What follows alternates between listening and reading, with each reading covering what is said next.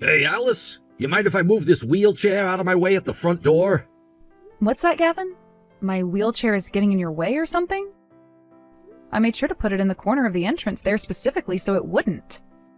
Well, while I'm trying to get in and out of the house, it still gets in my way. Are you talking about my spare wheelchair? What? This is your spare one? I think it is. I'm currently sitting in mine right now, so that should mean the one you're talking about is just my spare wheelchair. But why would it be getting in your way when I made sure to put it off to the side for you? Yeah, I'm sure you were just using it before and forgot to put it away, right? But I haven't used that wheelchair for a while now. So is it alright if I move it out of here? Sure. Go ahead and move it. By the way, where are you even at right now? Right now I'm at work. I was about to send you a text saying that I'd be getting home late today, but then the servers went down here and I had to get to work on that too. I'm sorry, but I don't think I'll be getting home anytime soon. So could you please make yourself something tonight? Is that right? Well, I'm gonna take your spare wheelchair and I'm gonna move it out into the far corner of the garage so it's not in the way anymore. Sorry about that again, and thank you. But come on, Alice, if you're gonna use something, make sure to put it away afterwards. Things like wheelchairs already take up a ton of space as they are. So make sure this doesn't happen again. Alright, I'll be more careful from now on. But something still feels off about all of this. I really don't have any memory at all of using my spare wheelchair for anything. Well, talking to me about that isn't gonna help your case. That's very true. Sorry about that. Alice, it's getting close to 2 years now since you ended up in that wheelchair after that car accident you were in. And you still haven't been divorced by Gavin yet? Long time no see, Millie. And that's right. Thankfully, Gavin never talked to me again about wanting to get a divorce after that. And you get to live in that nice 2-story house of yours, which also happens to have a cool elevator inside of it. Well, duh, I'm in a wheelchair, which makes it near impossible for me to get up any stairs. We made sure to have it installed when we bought the house and before I moved into it. It also sounds like you still haven't been fired from your job yet, right? And your pay hasn't changed at all since the last time I spoke with you either, has it? Well, I was always working at my desk for most of the day, so it's not like me ending up in this wheelchair really changed anything for me. The fact that I can still get all of my work done for the company is why things haven't had to change. Also, this isn't the first time someone who was handicapped worked for this company, and so a lot of the building is set up for someone in a wheelchair to get around easily. For some reason, even though you and I are twins, meaning that we share the same face and height and everything, I feel like everything always revolves around you and never me. It's not fair to me at all. Not fair to you? I would like it if you never said something like that about us again, Millie. I get that being in a wheelchair ever since that accident means that I need to be supported more by those around me, but I never chose to be in a wheelchair all because neither of my legs work anymore. But it's still not fair to me. Jesus frickin' Christ. Gavin, I'm pretty sure you're focused on work still, so I'm just going to leave you with these texts giving you an update. I told you the other day about how the server at my work went down and I needed to stay late to fix it, right? A lot of the details are not cleared for me to talk about outside the office, so I won't go into too much detail. But the problems the server has been having is a lot more damaging than I had first thought. We really need to get these issues taken care of since this affects the whole entire company, beyond the headquarters. And so my team and I will be staying here for a day or two to work around the clock on this problem. I'm really sorry that I won't be home for a couple of days, but there's nothing else I can do. If there's anything you ever need from me for the next few days, go ahead and send me a text about it, and when I have some free time, I'll get back to you. And if there's ever an emergency for you, you can try calling my phone to get a hold of me, but it's better if you call the company and have them transfer you over to my desk phone. Anyway, when things calm down for a bit here, I'll get back in touch with you. Oh, is that right? So you're gonna have to stay at your office for a few days now? All right. Roger that, Alice. I think it'll be tough for you to get in touch with me these next few days as well, so you don't have to reply to me any for the time being. Bye-bye.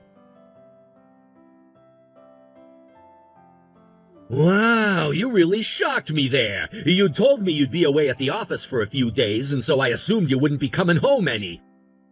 And that's why I made a dash here to get all my things ready to go on vacation. But to see you were back at home while I was here, that's not at all what you told me before, Alice. Well, there's no helping that you already found out about what I was gonna do, so either way, I'm going on this vacation overseas with my girlfriend now, which means you'll have to forgive me. After all, you were the one that lied to me about not being home, so you're at fault for what's happened to you this time. So for the time being, I'm gonna put this overseas trip with my girlfriend first and come back for you later. We can talk more about all of this when I'm back from my time with her. I suppose I'll go ahead and apologize to you right now on the off chance you are made. Sorry for blocking you on the second floor bathroom like that when you're in a wheelchair. I noticed that your phone is down on the first floor, so you won't be reading all of this until later on, and you won't be able to call anyone for help either. I'll be back to the States in about 2 weeks or so until then you just stay put in that bathroom and make sure that you stay alive. And if you do survive that long, that would be pretty incredible of you. Bye-bye now. Hey, what's all of this about, Gavin? You locked me in the bathroom on the second floor while I'm in my wheelchair to go on vacation overseas? Huh? You're saying that I'm locked in the bathroom right now? And you were the one who did it to me? Like I had told you in the first place yesterday, I've been at the office this whole time working on fixing the company's servers. If this was all meant to be a joke, you shouldn't be joking about something like that with me, so I'm not amused, okay? You're not even reading any of these texts, are you? Must mean you're either on the plane out of the country right now, or you've already landed and don't have a SIM card there. By the way, did you say you're going on vacation overseas with your girlfriend? Gavin, are you actually going and having an affair right now? Have you been cheating on me this whole entire time or something? Wait, then if you think you went and locked me in the bathroom on the second floor, who's in there right now? Millie? I just got a call from my mom saying that she's not able to get any replies from you right now. She hasn't been able to get in touch with you since last night, actually. Have you not even gone home since last night? Well, the fact that you're an adult and all means I'm not going to say anything about you being out of the house all the time. But can you at least tell Mom or I where you've gone off to so that she isn't so worked up about you right now? You're not even reading any of these texts either. It's pretty rare for someone like you who's addicted to their phone to not be looking at any of these texts right now. Or could it be that my phone isn't working properly right now? Wait. No way. Oh, when Gavin was going on about how he had left the country to go on vacation with his girlfriend, oh, he said... Hey, Alice! It's not like you can respond to any of my texts right now, but I wonder how life is going for you right now in the bathroom. You making out all right in there? Well, right now I'm having a blast staying at a 5-star resort with my girlfriend on the beach and hitting all the tourist spots with her while we're on this island. And when it comes time to turn out the lights, you bet her and I are making that time in the queen-size bed count. Man, who would have thought being able to work remotely for a few weeks outside the country could be this good? Had I not been given this chance by my boss, then there would have been no way for me to take 2 whole weeks off work for this. Kinda boring that when I finally have the chance to brag this much, you can't even respond to me. This is actually very boring for me. Oh, you wanted to get a response out of me? Huh? There, you got that response you were wishing for, Gavin. So what now? You should be locked in the bathroom on the second floor of our house. And I made sure that your phone was down on the counter of the first floor. What? When it comes to the person you went and locked in the bathroom back at our house, they were no longer breathing. What? They were found about a day after they had stopped breathing, which means they had no chance of being saved. And from the look of things, they had been drinking toilet water for about a day or two because someone had also turned off the water to the house before leaving. What? And if you're wondering why they didn't smash their way out of there in desperation, you can thank the shelf that was pushed in the way of the door in order to keep them locked away. The stench inside that room was so bad because the air stopped circulating throughout the bathroom, making it hard for the EMTs to even breathe. They also left a note saying that they thought they could make it at least another few days, but that wasn't the case.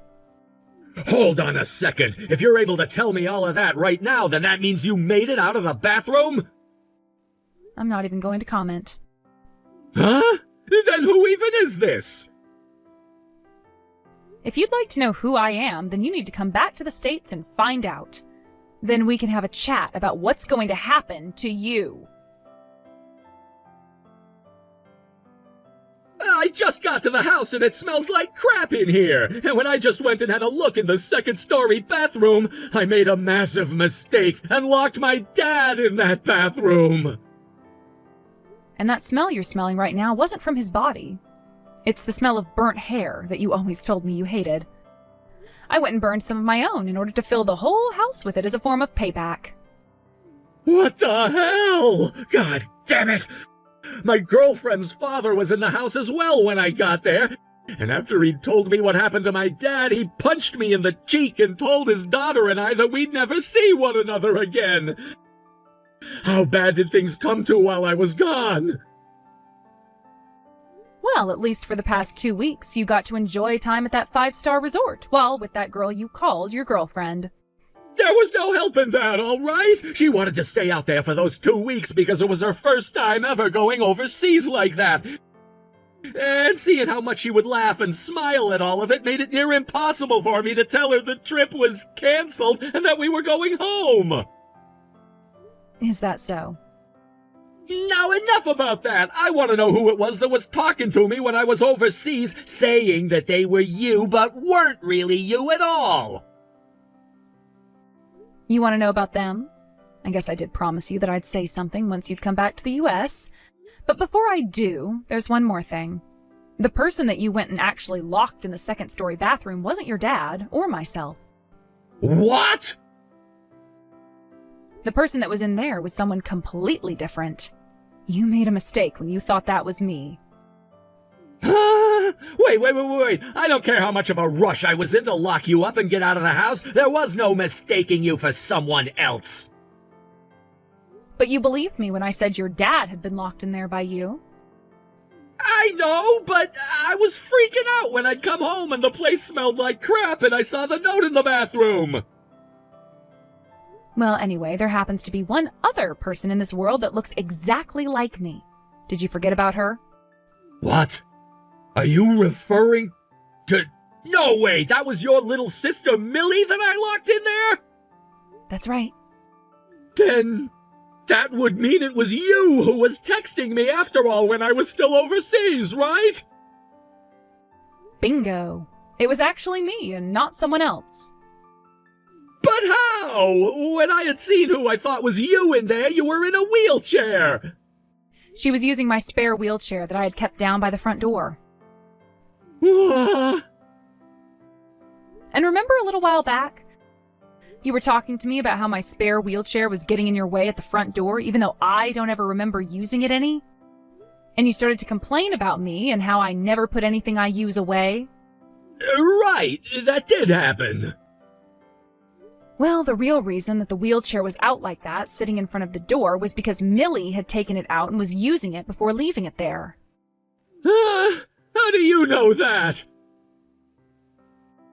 Because she's not actually dead and is still alive enough to tell me what was going on in our house. She always told me before you locked her in there that everything was always about me and my wheelchair and that wasn't fair to her. And, well, while you and I were at work during the week, she'd come over to the house and take my spare wheelchair to ride around town in it and get a lot of attention. What the hell is going on here? The way she was even able to get into our house in the first place was by stealing the spare key to our house from my parents' house and using that. And you want to know something really funny? The last time she was there, right before you had locked her away, she was planning on waiting for you to come home so that she could steal you from me. Huh? And while she was waiting, she took the spare wheelchair again and rode it up the elevator, where she was then going to get naked and sit in it, waiting for you to come home by sitting in the bathroom. Her plan was, when you saw her, you'd think she was me, since we're identical, and that you would be turned on by what you saw and go down on her. However, you, rushing home, thinking that I'd be at work for the next couple of days, saw her in there undressing, thinking that she was me, and slammed the door before locking her in there. This is what she told me would have happened after I'd talked with her while she's in the hospital. This can't be real! Well, her being trapped in the bathroom like that by you is something I'd like to say she deserves based on her reason for being in the house in the first place. So don't think that I'm only going to blame you for all that's happened during this event. Huh? But when it comes to how you've been cheating on me with another woman, that's a completely different kind of problem. So you didn't forget about that then? If I'd forgotten about that detail, then I might as well call myself an 85-year-old dementia patient. I was given a lot more details about what was going on with you by a worried neighbor of ours from down the road who had seen a lot from you. And to think, that girl you were talking about being with has actually been our next-door neighbor's wife. I can't believe this. Isn't it too early for you to be getting a freaking lawyer involved in all of this? That's just because it took you so long to come back from Indonesia, right? At a time where you should have gotten your ass home right away, you instead went and stayed out there for another 10 days having that affair. So while I was having to wait for you, I was working on all the preparations that needed to be done in order to not have to sit around with you a second more. Well, you asking me to pay off that settlement in one lump payment is impossible for me. You either reduce the amount you want from me, or you make it so that I can pay that off in smaller payments. Choose one of those choices right now. Oh, that's right. You got fired from your job, right? You were given permission to work remotely for those 2 weeks you were away. Yet you went and played around too much over there and never once did any of the tasks that were given to you. You know about all of that as well? And so what if I do? If you really do go through with having me pay you that settlement in one lump payment only, then I'm not going to have a penny left for me in any of my accounts. Well, there's no option for me to change what I've already asked for when it comes to that settlement. The same thing is happening with the neighbor's wife next door, and I am not going to be kind to you by allowing you to not pay as much, or have more time to pay me back, while she still has to go about paying me the original way I'd asked. No way! But I have a life of my own! I don't give a damn about whatever sad life you have to live. What? Now, if you have any more complaints about this, which I really hope you don't, you go and talk to my lawyer about all of them, instead of crying and whining to me. I'm putting my phone down now. Alice, please hold on a second.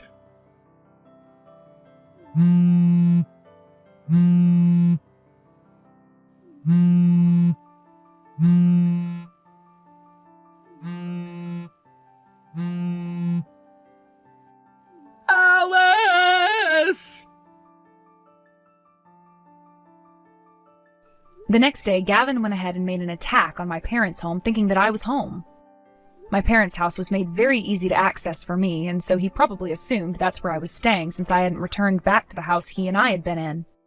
However, he mistook my twin sister, who was sitting out on the porch of the house, as me again, and made a move on her.